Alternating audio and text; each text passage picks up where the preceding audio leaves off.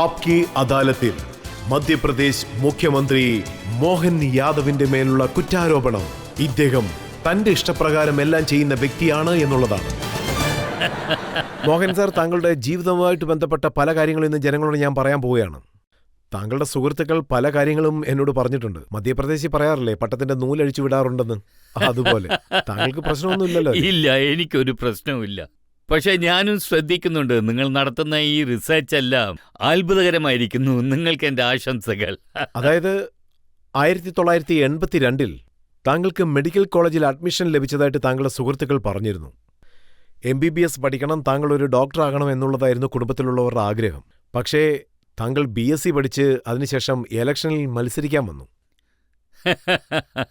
അതായത് ഞാൻ first year BSc പഠിക്കുമ്പോൾ ഞാൻ ജോയിന്റ് സെക്രട്ടറി ആയി മത്സരിച്ചു. ആ സമയത്ത് PMT സെലക്ഷൻ നടക്കും. PMT ഞാൻ ക്ലിയർ ചെയ്തതും എനിക്ക് മെഡിക്കൽ കോളേജിൽ സീറ്റ് ലഭിച്ചു. 10 വർഷം ഞാൻ സയൻസ് കോളേജിൽ വിജയിച്ചിട്ടേ ഇല്ല. പല പരീക്ഷകളുണ്ടായിരുന്നു. അപ്പോൾ എൻ്റെ ഫ്രണ്ട്സ് എല്ലാം എന്നോട് പറഞ്ഞു, നീ എന്തിനാ MBBS പഠിക്കുന്നത്, BSc കഴിഞ്ഞിട്ട് ഇലക്ഷനിൽ മത്സരിക്കുന്നു പറഞ്ഞു. ശരി, ഞാൻ പാർട്ടിക്ക് വേണ്ടി മത്സരിക്കാമെന്ന് വിചാരിച്ച് BSc കഴിഞ്ഞുകൊണ്ട് MBBS വിട്ടു. സെക്കൻഡ് ഇയറിൽ തന്നെ പ്രസിഡന്റായി. ദൈവാനുഗ്രഹം കൊണ്ട് BSc കഴിഞ്ഞിട്ട് ബാക്കിയുള്ള പഠിത്തങ്ങളൊക്കെ പഠിച്ചു. പക്ഷേ എൻ്റെ ആശയങ്ങളൊക്കെ എന്തായിരുന്നു എന്ന് വെച്ചാൽ, നമ്മുടെ ജീവിതത്തിൽ ഈ ബിരുദത്തിനും പദവിക്കൊക്കെ ഒരു തനി ബഹുമാനമുണ്ട്. നമുക്ക് ഇഷ്ടപ്പെട്ട കാര്യങ്ങൾ ചെയ്യണമെന്ന് തോന്നി. ഇഷ്ടപ്പെട്ട രീതിയിൽ കാര്യങ്ങൾ ചെയ്യാൻ ആഗ്രഹിച്ചു. ഇല്ല, ഞാൻ ചെയ്യണമെന്ന് ആഗ്രഹിച്ചില്ല. പക്ഷെ ചെയ്യാൻ ആഗ്രഹിക്കുന്ന കാര്യങ്ങൾ നന്നായി ചെയ്യണമെന്ന് ഞാൻ വിചാരിച്ചു. മറ്റൊരു കാര്യം കൂടി മനസ്സിലാക്കി. 1986 താങ്കൾക്ക് ഡെപ്യൂട്ടി കളക്ടറാകാനുള്ള സന്ദർഭം ലഭിച്ചിരുന്നു. അതെ, അത് ശരിയാണ്. MPPSC മുഖാന്തരം എന്നോട് പറഞ്ഞു, നിങ്ങൾ BSL ഫിനിഷ് ചെയ്തതുകൊണ്ട് ഡെപ്യൂട്ടി കളക്ടർ ആകാമെന്ന് പറഞ്ഞു. അപ്പൊ ഞാൻ പറഞ്ഞു, ഡെപ്യൂട്ടി കളക്ടർ ആകാം, അതായത് നമ്മുടെ സർവീസിൽ നമ്മുടെ ജീവിതം തനിച്ചുള്ളതാവാം. പക്ഷേ ഇങ്ങനെ പല പേരുണ്ട്, അതുകൊണ്ട് ദയവേത് തെറ്റിദ്ധരിക്കല്ലേ. കഴിഞ്ഞ കാലങ്ങളിൽ ഇങ്ങനെയുള്ള ഒരുപാട് ഉദാഹരണങ്ങളുണ്ട്. ഇപ്പോഴും ഞാൻ മുഖ്യമന്ത്രിയായി, വിദ്യാഭ്യാസ മന്ത്രിയായി യുവാക്കളെ വിളിച്ച് ഇനി എന്ത് ചെയ്യാൻ പോകുന്നു എന്ന് ചോദിക്കുമ്പോൾ, ഒരാൾ കളക്ടർ ആകണമെന്ന് പറയും, ഒരാൾ ഡോക്ടർ ആകണമെന്ന് പറയും, ഒരാൾ എഞ്ചിനീയർ ആണെന്ന് പറയും. പക്ഷെ ആരും രാഷ്ട്രീയക്കാരനാകണമെന്ന് പറയാറില്ല. എന്തുകൊണ്ട് രാഷ്ട്രീയക്കാരനായി കൂടെ അതിൽ വിജയിക്കും? ഞാൻ അങ്ങനെയാ പറയാം. അതുപോലെ തന്നെ താങ്കൾക്ക് അഭിനയിക്കാനുള്ള സന്ദർഭവും ലഭിച്ചതായിട്ടാണ് കേട്ടത്. താങ്കൾ നാടകത്തിലൊക്കെ ധാരാളം അഭിനയിച്ചതായിട്ടും കേട്ടു. അത് സത്യമാണ്. ഞാൻ സ്കൂൾ കാലം തൊട്ട് തുടങ്ങിയതാണ്. പിന്നെ ഞാൻ ടൂറിസം ചെയർമാൻ ആയിരിക്കുമ്പോൾ, വിദ്യാഭ്യാസ മിനിസ്റ്റർ ആയിരിക്കുമ്പോൾ ഇങ്ങനെയുള്ള ചരിത്രപ്രധാനമായ കാര്യങ്ങൾ നാടകമായി സ്റ്റേജിൽ പെർഫോം ചെയ്തിട്ടുണ്ട്. അതിൽ കഴിഞ്ഞ കാലങ്ങളിലെ പ്രശസ്തമായ ഭാഗങ്ങൾ ഇന്നത്തെ യുവാക്കൾക്ക് ഞാൻ കാണിച്ചു കൊടുക്കണമെന്ന് വിചാരിച്ചു. അതായത് സാമ്രാട്ട് വിക്രമാദിത്യനെ കുറിച്ച് ഒരു വലിയ നാടകം, അതായത് ജാന്ത രാജ എന്നുള്ള പേരിൽ കുറച്ചു ദിവസങ്ങൾക്ക് മുമ്പ് ഡൽഹിയിലും അത് നടത്തി. അതിൽ നോക്കുകയാണെങ്കിൽ വിക്രമാദിത്യയുടെ ചരിത്രത്തിൽ ഒരുപാട് കാര്യങ്ങൾ ഉണ്ടായിരുന്നു. അതിൽ 100-200 കലാകാരന്മാർക്കൊപ്പം ജോലി ചെയ്യാൻ ഒരു വലിയ സ്റ്റേജ് ഉണ്ടാക്കും. അപ്പോൾ എൻ്റെ മനസ്സിൽ തോന്നിയത് എന്താണെന്ന് വെച്ചാൽ, അതിൽ ചെറിയ ജോലി ചെയ്യുന്നവരായാലും എത്ര വലിയ ആളാണെങ്കിലും ശരി, അവരോടൊപ്പം ഒന്നിച്ച് ജോലി ചെയ്യണം. അഭിനയത്തിലൂടെ നമ്മുടെ കഴിവും പുറത്തേക്ക് വരും, എല്ലാവരുടെയും വിശ്വാസവും ലഭിക്കും, നമ്മുടെ ടീം സ്ട്രോങ് ആകും. അഭിനയം എന്ന് പറയുന്നത് ദൈവാനുഗ്രഹമാണ്. അത് പുറത്തു കൊണ്ടുവരുന്നതിൽ എന്താണ് തടസ്സം? നമുക്ക് ഇനിയും നന്നായി ചെയ്യാം. അതായത് മധ്യപ്രദേശിൽ നിന്നും വലിയ വലിയ ആർട്ടിസ്റ്റുകൾ വന്നിട്ടുണ്ട്. കിഷോർ കുമാർ, ലതാ മങ്കേഷ്കർ, സൽമാൻ ഖാൻ, അവരൊക്കെ ഇൻഡോറിലുള്ളതാണ്. അതുപോലെ ഞാനും മുംബൈയിലേക്ക് പോയി ഹീറോ ആണെന്ന് താങ്കൾ ആഗ്രഹിച്ചില്ലേ? ഞാൻ ഉജ്ജയിനിൽ ഉണ്ടായിരുന്നപ്പോൾ നോക്കുകയാണെങ്കിൽ ആ സമയത്ത് കലയ്ക്ക് ഒരു പ്രാധാന്യമുണ്ടായിരുന്നു. അതുപ്രകാരം നോക്കുകയാണെങ്കിൽ ഞാൻ ആദ്യമേ പറഞ്ഞതുപോലെ നമ്മുടെ ഉജ്ജയിനിൽ ഒരു മറുജന്മം നൽകണമെന്ന് ഞാൻ വിചാരിച്ചു. അത് നമ്മുടെ കലാ സംസ്കാരമാണ്. അതിന്റെ തുടർച്ചയായി എന്റെ കഴിവ് ഞാൻ നാടകത്തിലൂടെ തെളിയിച്ചു. പക്ഷെ താങ്കളുടെ അച്ഛൻ താങ്കളെ ഒരു ബയൽവാനാക്കാനാണ് ആഗ്രഹിച്ചത്. അത് സത്യമാണ്. ഞങ്ങളുടെ കുടുംബം യാദവ് കുടുംബമായതുകൊണ്ട് ആഹാരത്തിനും വെള്ളത്തിനും ദൈവം ഞങ്ങൾക്ക് ഒരു മുട്ടും ഉണ്ടാക്കിയിട്ടില്ല. പാലും തൈരും എപ്പോഴും കാണും. അതുകൊണ്ട് തുടക്കം തൊട്ടേ അച്ഛൻ എന്നോട് 2 കാര്യങ്ങൾ പറയും. ശരീരം നന്നായി സൂക്ഷിക്കണം, പിന്നെ ഭാവിയിൽ നമ്മുടെ ശരീരത്തിൽ വേണ്ടാത്ത രോഗങ്ങളൊന്നും വന്നു ചേരില്ല, അതുകൊണ്ട് ശരീരം നല്ല ആരോഗ്യത്തോടെ സൂക്ഷിക്കാൻ പറയും. അതുപോലെ തന്നെ സെൽഫ് കോൺഫിഡൻസും പ്രധാനപ്പെട്ടതാണെന്ന് പറയും. മധ്യപ്രദേശിൽ ഇൻഡോറിൽ ഉജ്ജയിനിയിൽ ജനങ്ങൾ താങ്കളുടെ വാൾപയറ്റൊക്കെ കണ്ടു, അതുപോലെ കമ്പ് ചുറ്റുന്നതൊക്കെ കണ്ട് ശരിക്കും അവർ വിസ്മയിച്ചിട്ടാണ് കേട്ടത്. വിസ്മയിക്കോ ഇല്ലെന്ന് എനിക്കറിയില്ല, പക്ഷേ ഞാൻ നന്നായി ചെയ്യും. കാരണം അത് എൻ്റെ നഗരമാണ്. ഈ വാള് വീശുന്നതൊക്കെ ഞാൻ നന്നായി ചെയ്യും. എനിക്കത് ഇഷ്ടമാണ്. അതുകൊണ്ട് അത് ഞാൻ നന്നായി ചെയ്യും. നമ്മളങ്ങനെ ചെയ്യുന്നത് കൊണ്ട് നമ്മുടെ ശരീരത്തിലെ അവയവങ്ങളെല്ലാം ആക്ടിവേറ്റ് ആകും. നമുക്ക് ദൈവാനുഗ്രഹം കൊണ്ട് ശരീരത്തിൽ എല്ലാം തന്നെ ഉണ്ട്.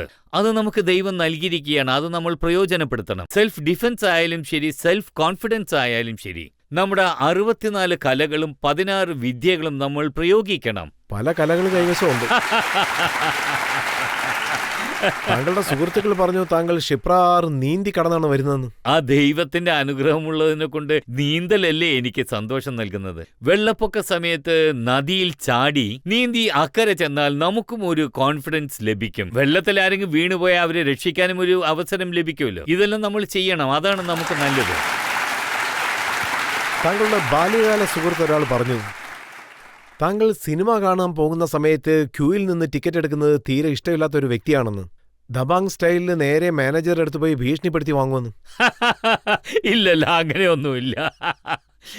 ഇല്ല, ഇത് ഓപ്പോസിറ്റ് ആയിരിക്കുന്നു. ഞാൻ എന്നും കോളേജിൽ സ്റ്റുഡൻസ് ലീഡർഷിപ്പിൽ നിന്നും പ്രസിഡന്റായി, യൂണിവേഴ്സിറ്റി പ്രസിഡന്റായി. ഞങ്ങളുടെ കാലത്ത് ആക്ച്വലി പടങ്ങൾ കാണുന്നത് ഞങ്ങൾ അവോയ്ഡ് ചെയ്യാറുണ്ട്. കാരണം കോളേജ് സമയത്ത് അടിപിടി ഇടക്കിടക്ക് ഉണ്ടാകാറുണ്ട്. ആ അടിപിടിക്കിടയിൽ തിയേറ്ററിലിരുന്ന് മുഴുവൻ പടവും കാണുന്നത് ഒരു വെല്ലുവിളിയാണ്. ഞാൻ ആ സമയത്ത് എനിക്കറിയാവുന്ന പലർക്കും പലതും സംഭവിച്ചിട്ടുണ്ട്. പക്ഷേ ഏതെങ്കിലും നല്ല പടം വന്നാൽ അത് കണ്ടേ മതിയാവൂ. അവിടെയുള്ള മാനേജേഴ്സ് എല്ലാം എൻ്റെ ഫ്രണ്ട്സാണ്. അവരെ ഞാൻ വരട്ടേണ്ട കാര്യമില്ല. മര്യാദയ്ക്ക് ചോദിച്ചാൽ തന്നെ ടിക്കറ്റ് തരും. താങ്കൾ ജോലിക്ക് പോകാൻ ആഗ്രഹിച്ചില്ല. അത് താങ്കളുടെ ഒരു അഭിമാനത്തിന്റെ പ്രശ്നമായിരുന്നു. അതുകൊണ്ട് താങ്കളുടെ അച്ഛൻ ഒരു കട നടത്താൻ അനുവദിച്ചു. നിങ്ങൾ പറയുന്നത് ഞാൻ സമ്മതിക്കുന്നു. അതായത് നോക്കുകയാണെങ്കിൽ നമ്മുടെ നാട്ടിൽ തന്നെ ഈ സംസ്കാരമുണ്ട്. നിങ്ങൾ തന്നെ ആലോചിച്ച് നോക്കൂ. മധ്യപ്രദേശിൽ ജോലി സാധ്യത നോക്കുകയാണെങ്കിൽ 9 കോടി ജനങ്ങളിൽ 10 ലക്ഷം പേർക്ക് അതുള്ളൂ. നമ്മുടെ രാജ്യത്ത് എല്ലാ വിധത്തിലുള്ള സുരക്ഷാ ഭടന്മാർ, സർവീസ് നോക്കുകയാണെങ്കിൽ 140 കോടി ജനങ്ങളുള്ള നാടാണ്. അതുകൊണ്ട് നമ്മൾ സെൽഫ് കോൺഫിഡൻസോടുകൂടി ഇരുന്നേ മതിയാവും. നമുക്ക് കൃഷി ചെയ്യാം, കന്നുകാലികളെ വളർത്താം, ബിസിനസ് ചെയ്യാം, പലർക്കും ജോലിയും നൽകാം. എൻ്റെ അച്ഛൻ ഇതുപോലെ പലരെയും സഹായിച്ചിട്ടുണ്ട്. പിന്നെ ഉടൻ തന്നെ എൻ്റെ അച്ഛൻ എനിക്ക് റെസ്റ്റോറന്റ് ഓപ്പൺ ചെയ്ത് തന്നു. ഞങ്ങൾ 3 സഹോദരങ്ങളാണ്. അദ്ദേഹം എന്നോട് ക്ലിയർ ആയിട്ട് പറഞ്ഞു, പഠിപ്പ് കഴിഞ്ഞ് എല്ലാവരും ഈ കട നടത്തി സെൽഫ് കോൺഫിഡൻസോടുകൂടി ഇരിക്കൂ എന്ന്. ഞാൻ ആ സന്തോഷം കൊണ്ട് രാവിലെ മുതൽ കടയിൽ തന്നെ. പക്കോട ചെയ്യാനൊക്കെ ആരാണ് പഠിപ്പിച്ചത്?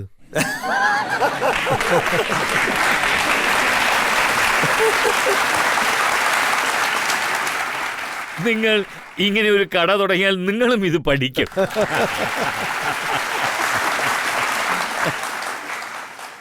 നമ്മൾ ഒരു റെസ്റ്റോറൻറ്റ് നടത്തുകയാണെങ്കിൽ നമുക്കറിയാം രാവിലെ തൊട്ട് തന്നെ നമ്മളത് നടത്തണം. ചില സമയത്ത് പാചകക്കാരൻ വന്നില്ലെങ്കിൽ നമുക്ക് അറിയുന്നത് പോയി ചെയ്യണം, അല്ലെങ്കിൽ കട മൂടേണ്ടി വരും. ഇങ്ങനെ മെല്ലെ മെല്ലെ നമുക്കും പല അനുഭവങ്ങൾ ലഭിക്കും. അപ്പോൾ ആ സമയത്ത് ഞാൻ ആദ്യത്തെ വർഷം റെസ്റ്റോറൻറ്റ് നടത്തുമ്പോൾ എനിക്ക് നന്നായിട്ട് അറിയാം. ഒരു ഭാഗത്ത് ഞാൻ ഇലക്ഷനിൽ മത്സരിക്കുകയാണ്. നിനക്കെന്തെങ്കിലും പ്രയാസം ഉണ്ടോ എന്ന് അച്ഛൻ ചോദിച്ചു. കാരണം രാവിലെ മുതൽ വൈകുന്നേരം വരെ കടയിൽ ഉണ്ടാവണം, കോളേജിലേക്ക് പോകണം, പിന്നെ മത്സരിക്കാനൊക്കെ സമയം എവിടുന്ന്. അപ്പോൾ അച്ഛൻ പറഞ്ഞു, നീ തീർച്ചയായും പഠിച്ചേ മതിയാവും. ഒരു ഭാഗത്ത് കട നടത്തുന്നു, പക്ഷെ അത് ഞാൻ ആകെ മാറ്റി. നീ ഒരു ഹോട്ടൽ തുറക്ക്. ഹോട്ടലിന്റെ അഡ്വാൻറ്റേജ് എന്താണെന്ന് വെച്ചാൽ 11 മണി മുതൽ 3 മണി വരെ ഉണ്ടാവും, പിന്നെ 7 മണി മുതൽ 10 മണി വരെ. പക്ഷെ കട തീർച്ചയായും ഉണ്ടാവണം എന്ന് പറഞ്ഞു. അപ്പോൾ ഞാൻ BSc കഴിഞ്ഞിട്ട് എനിക്ക് വീണ്ടും കുറച്ച് സമയം വേണ്ടി വന്നു. വിദ്യാർത്ഥി പരിഷത്തിൽ ഓൾ ഇന്ത്യ സ്റ്റേറ്റ് ലെവലിൽ ഞാൻ ജോലി ചെയ്തുകൊണ്ടിരുന്നു. അച്ഛൻ പറഞ്ഞു, നീ എന്ത് ജോലി വേണമെങ്കിലും ചെയ്തു, പക്ഷേ ബിസിനസ് വിടല്ലേ. അച്ഛൻ എന്നോട് പറഞ്ഞത് എനിക്കിപ്പോഴും പ്രയോജനപ്പെടുന്നു. ഞാൻ ഇതുവരെ എവിടെയെല്ലാം ഉണ്ടായിരുന്നു, എഡ്യൂക്കേഷൻ മിനിസ്റ്റർ ആയിരുന്നു, MLA ആയിരുന്നു, ടൂറിസം ചെയർമാൻ ആയിരുന്നു, UDA ചെയർമാൻ ആയിരുന്നു. എങ്കിലും എൻ്റെ ബിസിനസ് കുടുംബത്തോടെ സത്യസന്ധമായി ഇൻഡിവിജ്വലായി എൻ്റെ ബിസിനസ് ഇപ്പോഴും ഞാൻ ചെയ്യുന്നു. താങ്കളുടെ ആ യൂത്ത് കരിയർ കാണുമ്പോൾ താങ്കൾ എന്ത് ചെയ്താലും ശരി അവസാനം തിരിച്ചു വരുന്നത് രാഷ്ട്രീയത്തിലേക്കായിരിക്കും. അങ്ങനെ ഒരു ഫീൽ താങ്കളുടെ ഉള്ളിൽ ഉണ്ടായിരുന്നു. താങ്കൾ രാഷ്ട്രീയത്തെക്കുറിച്ച് താങ്കളുടെ ചേച്ചി എടുത്ത് പഠിച്ചെന്നുള്ള കാര്യം സത്യമാണോ? അതെ, സത്യം തന്നെയാണ്. ആദ്യമായി എൻ്റെ വീട്ടിൽ എൻ്റെ ചേച്ചിയാണ് രാഷ്ട്രീയത്തിൽ ഉണ്ടായിരുന്നത്. അവര് നഗരസഭാ ഇലക്ഷനിൽ 6 പ്രാവശ്യം മത്സരിച്ചിട്ടുണ്ട്. അവർക്ക് ശേഷമാണ് ഞാൻ മത്സരിച്ചത്, പബ്ലിക്കായിട്ട് മത്സരിക്കുന്ന കാര്യത്തിൽ. പക്ഷെ ചേച്ചിയുടെ സ്പെഷ്യാലിറ്റി എന്താണെന്ന് വെച്ചാൽ അവർ ഏത് വാർഡിൽ മത്സരിച്ചാലും ഏത് പദവിക്ക് മത്സരിച്ചാലും അവർ വിജയിച്ചേ മടങ്ങും. അവരുടെ സ്വഭാവം എനിക്ക് ഇഷ്ടമായിരുന്നു. എനിക്കും അങ്ങനെ ആവണമെന്ന് ഞാൻ കരുതി. നമ്മൾ എവിടെ പോയാലും വിജയിച്ചേ വരാവൂ. താങ്കൾക്ക് രാഷ്ട്രീയത്തിൽ താല്പര്യമുള്ളതുകൊണ്ട് ഒരു രാഷ്ട്രീയ കുടുംബത്തിൽ നിന്ന് വിവാഹവും കഴിച്ചു. സത്യം തന്നെ. അത് രാഷ്ട്രീയ സ്വയം സേവക് കുടുംബത്തിലുള്ളവരായിരുന്നു. ഞങ്ങളുടെ പ്രചാരകരായ ബാബാ സാഹിബ് നാട്ടു, സാലിഗ്രാംജി ദോബർ, ഇവരെല്ലാം ഞങ്ങളുടെ വിജയ പരിഷത്ത് വളരെ ശ്രദ്ധയോടെ കൊണ്ടു നടത്തി. ഞാൻ രാവിലെ വീട്ടിൽ നിന്നും ഇറങ്ങിയാൽ ഏത് സമയവും പാർട്ടിയുടെ പ്രവർത്തനത്തിലായിരിക്കും. ഞങ്ങളുടെ പ്രചാരകരുടെ ജോലി എന്താണെന്ന് വെച്ചാൽ, നമ്മൾ വീട്ടിൽ നിന്നും പുറത്തേക്ക് വന്നാൽ നമ്മൾ എന്തിനു വേണ്ടിയാണോ സമയം ചെലവഴിക്കുന്നത് എന്നത് ആ കാര്യം ആദ്യം കുടുംബത്തിന് അറിയണം, അല്ലെങ്കിൽ എപ്പോഴും വഴക്കായിരിക്കും. എനിക്ക് വലിയ അഭിമാനമുണ്ട്, കാരണം ഇതുവരെ എൻ്റെ കുടുംബത്തിൽ വഴക്കൊന്നും ഉണ്ടായിട്ടില്ല. പക്ഷേ ഇപ്പോ പ്രശ്നങ്ങളൊന്നും ഇല്ലാത്ത രീതിയിൽ എല്ലാ മാർഗങ്ങളും അടച്ചു കഴിഞ്ഞു. മുഖ്യമന്ത്രിയുടെ വീട്ടിൽ താങ്കൾ ഒറ്റയ്ക്കാണ് താമസിക്കുന്നത്, ഭാര്യയും മക്കളും ആരും തന്നെയില്ല. ഞാൻ ഏകദേശം 8 വർഷം ഉജ്ജയിനിലെ ഡെവലപ്മെന്റ് മിനിസ്റ്റർ ആയിരുന്നു. 4 വർഷം ഉജ്ജയിൻ ടൂറിസം ഡെവലപ്മെന്റ് മിനിസ്റ്റർ ആയിരുന്നു. പിന്നെ 2013 MLA ആയി. 2020 മുതൽ 24 വരെ എഡ്യൂക്കേഷൻ മിനിസ്റ്റർ ആയിരുന്നു. 23 വരെ. എന്റെ കുടുംബത്തിന്റെ സപ്പോർട്ട് എപ്പോഴും എനിക്ക് ഉണ്ടായിരുന്നു. ഞാൻ രാഷ്ട്രീയ പദവിയിലാണെങ്കിലും എന്റെ കുടുംബം ഒരിക്കലും രാഷ്ട്രീയ ബംഗ്ലാവിൽ താമസിക്കില്ല. അതിനെനിക്ക് മുഴുവൻ സ്വാതന്ത്ര്യം നൽകിയിരുന്നു. ഇത് ബഹുമാനപ്പെട്ട മോഡിജിയുടെ ആദർശമാണ്. അദ്ദേഹത്തിന്റെ ബന്ധുക്കളൊന്നും എപ്പോഴും വരാറില്ല. CM ആയിരിക്കുമ്പോഴും ശരി, ഇപ്പോഴും ശരി. അങ്ങനെ എത്രയോ ബഹുമാനപ്പെട്ട മുഖ്യമന്ത്രിമാരും മുതിർന്ന നേതാക്കന്മാരും അവരുടെ അനുഗ്രഹം എപ്പോഴും കൂടെ ഉണ്ട്. നമുക്കൊരു പദവി ലഭിച്ചാൽ അത് ആത്മാർത്ഥമായി ചെയ്യാനുള്ള സമയം നമുക്ക് വേണം. എന്റെ കുടുംബത്തിൽ നിന്നും എനിക്ക് അങ്ങനെയുള്ള ഒരു ആദരവ് കിട്ടിയിട്ടുണ്ട്. അതുകൊണ്ടാണ് ഞാൻ ഇങ്ങനെ. കുടുംബത്തിൽ നിന്ന് അകന്ന് താമസിക്കുന്നത് ബുദ്ധിമുട്ടുള്ളൊരു കാര്യമാണ്. നിങ്ങൾക്ക് വേണമെങ്കിൽ അവരോട് തന്നെ ചോദിക്കാം, എനിക്ക് യാതൊരു കുഴപ്പമില്ല. ഞാൻ താങ്കളുടെ ഡിഗ്രീസ് ഒക്കെ കണ്ടിരുന്നു. പറയും. Law certificate, BA certificate, doctorate certificate. അതായത് ജനങ്ങൾ എന്താണ് ചോദിക്കുന്നതെന്ന് വെച്ചാൽ, താങ്കൾ രാഷ്ട്രീയത്തിലേക്ക് വരണമെങ്കിൽ, ഒരു നേതാവാകണമെങ്കിലോ മുഖ്യമന്ത്രി ആകണമെങ്കിലോ എന്തിനാണ് കഷ്ടപ്പെട്ട് ഇത്രയും പഠിച്ചതെന്നാണ്. അപ്പൊ പഠിച്ചവര് രാഷ്ട്രീയത്തിലേക്ക് വന്നൂടെ?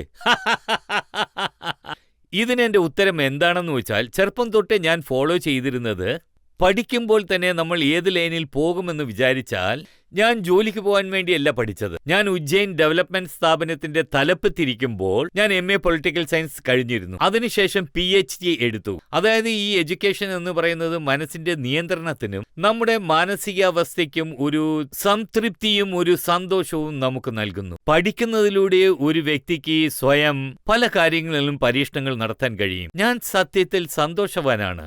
പഠിക്കാൻ വേണ്ടി ഇപ്പോൾ എനിക്ക് അവസരം ലഭിച്ചാലും എനിക്ക് പഠിപ്പിൽ നിന്നും ലഭിക്കുന്ന സന്തോഷം വേറെ ഒന്നിൽ നിന്നും ലഭിക്കില്ല. അതുപോലെ തന്നെ താങ്കൾ എഴുതാറുമുണ്ട്. അതെ, എഴുതും. ഞാൻ ചില പുസ്തകങ്ങൾ എഴുതിയിട്ടുണ്ട്. അതായത് ഉജ്ജയിന്റെ ആത്മീയ ടൂറിസം. അത് നോക്കുകയാണെങ്കിൽ പേര് ക്രോധ്. പുസ്തകത്തിന്റെ പേര് ക്രോധ് എന്നല്ല, പക്ഷേ ആത്മബോധം അതിൽ തീർച്ചയായിട്ടും ഉണ്ട്. ഞാൻ പുസ്തകങ്ങളിൽ ചരിത്രം എഴുതും. അതെനിക്ക് വളരെ ഇഷ്ടമാണ്. അതുപോലെ തന്നെ താങ്കളെ കണ്ട് പേടിക്കുകയും ചെയ്യാറുണ്ട്. മല്ലയുദ്ധ സംഘത്തിന്റെ നേതാവായിരുന്നതുകൊണ്ട് താങ്കളോടൊപ്പം എപ്പോഴും മല്ലയുദ്ധക്കാരും ഉണ്ടാവുമല്ലേ? ഇതിനെക്കുറിച്ച് ഞാൻ എന്താ പറയാ. പക്ഷെ ഒരു കാര്യം സത്യമാണ്. സ്വാമി വിവേകാനന്ദൻ പറഞ്ഞ പോലെ ആരോഗ്യമുള്ള ശരീരത്തിലെ ആരോഗ്യമുള്ള ബുദ്ധി ഉണ്ടാകും. ഞാൻ അതിൽ പൂർണ്ണമായും വിശ്വസിക്കുന്നു. താങ്കൾ ചെയ്യാത്ത ഏതെങ്കിലും കാര്യമുണ്ടോ? എനിക്ക് എന്ത് ജോലിയാണെങ്കിലും അതിൽ ചെയ്യാൻ യാതൊരു മടിയുമില്ല. പക്ഷേ ബഹുമാനത്തോടുകൂടി ജനങ്ങളോട് സംസാരിക്കുന്നത് എനിക്ക് വളരെ ഇഷ്ടമുള്ള കാര്യമാണ്. ജീവിതത്തിന്റെ ഓരോ ഘട്ടത്തിലും നന്നായി ജീവിക്കണമെന്ന് വിശ്വസിക്കുന്നവനാണ് ഞാൻ. നമ്മുടെ ജീവിതത്തിൽ എത്ര ദൂരം ജനങ്ങൾ വരുമെന്ന് നമുക്കറിയില്ല. പക്ഷെ വരുന്നവരെ സന്തോഷമായിരിക്കണം. ആ ദൈവാനുഗ്രഹം കൊണ്ട് ഒരു സാധാരണക്കാരനായ മനുഷ്യന് എന്റെ കുടുംബത്തിൽ ഒരു മിനിസ്റ്റർ ഉണ്ടായിരുന്നില്ല, MLA ഉണ്ടായിരുന്നില്ല, MP ഉണ്ടായിരുന്നില്ല, മുഖ്യമന്ത്രി എന്നൊന്നും ആലോചിക്കാൻ പോലും പറ്റില്ല. പാർട്ടിയുടെ ഏറ്റവും അവസാന നിന്നും ഒരുത്തനെ സെലക്ട് ചെയ്ത് മുഖ്യമന്ത്രിയാക്കിയിരിക്കുന്നു. അതിന് നന്ദിയുണ്ട്. പബ്ലിക്കിൽ ആർക്കെങ്കിലും ചോദ്യം ചോദിക്കാനുണ്ടോ? സർ, എന്റെ ചോദ്യം എന്താണെന്നാൽ, നിങ്ങളുടെ പേര് ഡോക്ടർ മോഹൻ യാദവ്. സർ, ഞാൻ ചോദിക്കാൻ ഉദ്ദേശിക്കുന്നത്, നിങ്ങൾ ഏത് സബ്ജക്റ്റിലാണ് റിസർച്ച് ചെയ്തിരിക്കുന്നത്? ഞാൻ പൊളിറ്റിക്കൽ സയൻസിൽ BJP, പിന്നെ അതിനു മുൻപുണ്ടായിരുന്ന രാഷ്ട്രീയം, മധ്യപ്രദേശിന്റെ പരിസ്ഥിതിയെക്കുറിച്ച് ഗവേഷണം നടത്തി. Okay sir, thank you sir. പിന്നെ വേറൊരു കാര്യം കൂടെ പറയാനുണ്ട്. ഞാൻ ഈ സബ്ജക്റ്റ് എന്തിനു വേണ്ടി എടുത്തതെന്ന് വെച്ചാൽ, പൊതുവെ ഒരു മിനിസ്റ്റർ PhD ചെയ്താൽ ആ തീസിസ് മറ്റാരെങ്കിലും എഴുതി കൊടുക്കുന്ന ഒരു കുറ്റാരോപണമുണ്ട്. അതുകൊണ്ട് എന്നെ ഉറക്കത്തിൽ നിന്ന് എഴുന്നേപ്പിച്ച് ചോദിച്ചാലും BJP പാർട്ടി എപ്പോ ഉണ്ടായി, അതിന്റെ ചരിത്രം മുഴുവൻ ഞാൻ കണ്ണടച്ച് പറയും. BJPയിലുള്ള മീഡിയ പ്രവർത്തകരുടെ പ്രവൃത്തിയെക്കുറിച്ചും താങ്കൾ തീസിസിൽ എഴുതിയിട്ടുണ്ടോ? അതെ, അതിനെക്കുറിച്ച് ഞാൻ എഴുതിയിട്ടുണ്ട്. മറക്കാൻ നോക്കുകയാണോ? ഇല്ല, ഞാൻ മീഡിയ എംപ്ലോയീസിനെ കുറിച്ച് എഴുതിയിട്ടുണ്ട്. അത് മുൻപുള്ള BJP സർക്കാരുകളുടെ ഒരു അവലോകനമാണ്. അത് വിശദമായി എഴുതിയിട്ടുണ്ട്. അതായത് നോക്കുകയാണെങ്കിൽ ദീനദയാൽ ഉപാധ്യായരിൽ നിന്ന് ഞങ്ങളുടെ പാർട്ടിയിലുള്ള സ്ഥാപകർ, അംഗങ്ങൾ, തലവൻ വരെ എല്ലാവരും പഠിപ്പിൽ ഇൻട്രസ്റ്റ് ഉള്ളവരാണ്. പരേതനായ വാജ്പേയിയുടെ कविता क्या हार में क्या जीत में किंचित नई भयभीत में ഇങ്ങനെ എഴുതാനും വായിക്കാനും അറിയാവുന്നവർ പാർട്ടിയിലുള്ളത് നല്ലതാണ്. അതുകൊണ്ടാണ് രാഹുൽ ഗാന്ധി ചോദ്യം ചോദിക്കുന്നത്, എല്ലാ മീഡിയക്കാരെയും നിങ്ങൾ വിലയ്ക്ക് വാങ്ങിയിരിക്കുകയാണെന്ന്. जाकी रही भावना जैसी प्रभु मुरुद देखी तिन तेसी. അവർക്ക് രാപ്പകലിനെ കുറിച്ചോ കളത്രത്തെ കുറിച്ചോ ഒന്നും അറിയില്ല. മോഷ്ടാക്കൾക്ക് ലോകം തന്നെ മോഷ്ടാക്കളെ കൊണ്ട് നിറഞ്ഞതാണെന്ന് തോന്നുന്നു. വേറെ ആർക്കെങ്കിലും എന്തെങ്കിലും ചോദിക്കാനുണ്ടോ? എന്റെ ചോദ്യം എന്താണെന്നാൽ, നിങ്ങൾ പറഞ്ഞ ഒരു കാര്യം വളരെ വൈറലായി. മല്യുദ്ധമില്ലാതെ യാദവ് എങ്ങനെയാണ്? ഇത് നിങ്ങൾ എന്തുദ്ദേശിച്ചാണ് പറഞ്ഞത്? നിങ്ങൾ കണ്ടത് സത്യമാണ്. ഒരു യോഗം നടക്കുകയായിരുന്നു, അതിൽ ഞാൻ സംസാരിച്ചുകൊണ്ടിരിക്കുകയായിരുന്നു. ഈ കാര്യം സത്യമാണ്. അതായത് യാദവ സമൂഹത്തിലെ നമ്മുടെ വ്യവസായ കുടുംബം മറ്റുള്ള സമുദായക്കാരും ആരോഗ്യമുള്ളവരായിരിക്കും. അതുകൊണ്ട് ഇങ്ങനെയുള്ള ചെറിയ ചെറിയ കാര്യങ്ങൾ നടന്നാലും സാരമില്ല, ഒരു കൈ നോക്കാമെന്ന് തീരുമാനിക്കും. താങ്കൾ പറഞ്ഞത് എങ്ങനെയാണെന്ന് വെച്ചാൽ, മല്ലയുദ്ധം ഇല്ലാത്ത യാദവ് എങ്ങനെയാണ്, കമ്പ് ചുറ്റാത്ത യാദവ് എങ്ങനെയാണെന്നാണ്. ഇത് താങ്കൾ അഖിലേഷ് യാദവിന്റെ സ്ഥലത്ത് പോയി പറഞ്ഞിരിക്കുകയാണ്.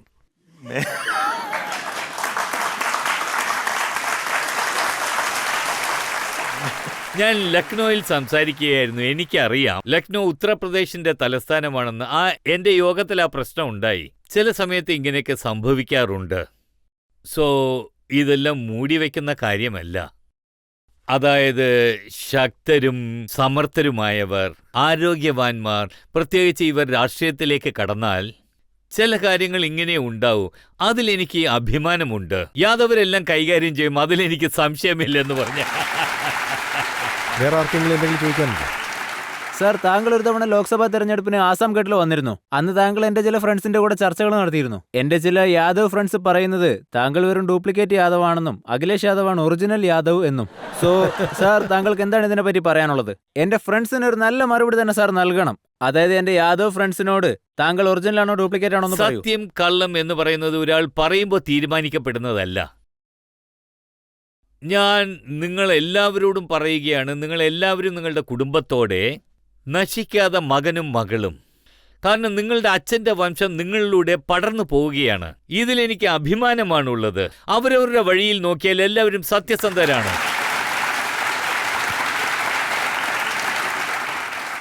നിങ്ങൾക്ക് പാട്ടുപാടാൻ ഒരുപാട് ഇഷ്ടമാണെന്ന് ഞാൻ കേട്ടിട്ടുണ്ട്. ഞങ്ങൾക്ക് വേണ്ടി ഇന്നൊരു പാട്ട് പാടി കാണിക്കൂ പ്ലീസ് സർ. Please sir.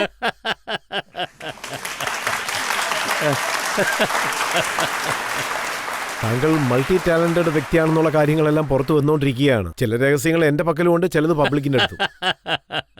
അതായത് പാട്ടെന്നൊക്കെ പറഞ്ഞാൽ അന്ന് ഞാനൊരു കോളേജ് വിദ്യാർത്ഥിയായിരുന്നു. ഇപ്പൊ ഞാനൊരു രാഷ്ട്രീയക്കാരനാണ്. സംസാരിക്കുന്നതാണ് നല്ല കാര്യം. പാട്ടെന്നൊക്കെ പറഞ്ഞാൽ കുറച്ച് പ്രയാസമുള്ളതാണ്. പക്ഷെ അത് സത്യമാണ്.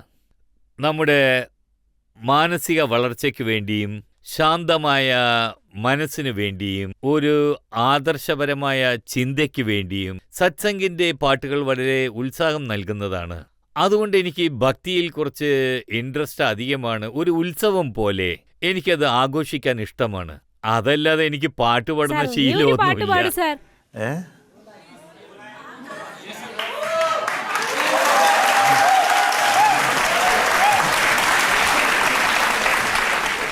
बड़ी देर भई नंद लाला तेरी राह तके ब्रजबाला. ओ बड़ी देर भई नंद लाला तेरी राह तके ब्रजबाला. बाल बाल एक एक से पूछे कहाँ है मुरली वाला रे. बड़ी देर भई नंद लाला तेरी राह तके ब्रजबाला.